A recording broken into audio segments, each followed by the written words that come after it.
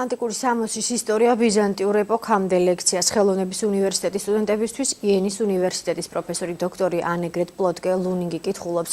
პროფესორი უნივერსიტეტში სპეციალური პროექტის ფარგლებში მოიწვიეს. ეს ერთ-ერთი პროექტია იმ 4 შორის, რომელმაც აჭარის განათლების სამინისტროს კონკურსში გაიმარჯვა და 18,000 ლარის ოდენობით სახელმწიფო დაფინანსება მოიპოვა.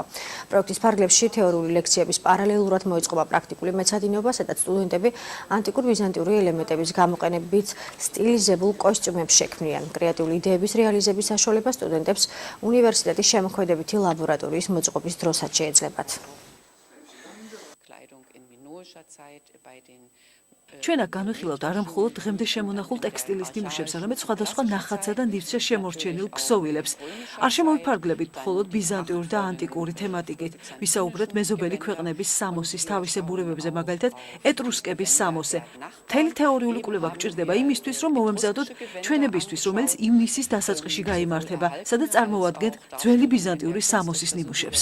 აჭარის განათლების, კულტურისა და სპორტის სამინისტრო უკვე მესამე წელია კულტურული ცხოვრების გააქტიურება და პოპულარიზაცია ამ პროგრამის ფარგლებში ახორციელებს თავისუფალი პროექტებისა და ახალი ინიციატივების მხარდაჭერის კონკურსს.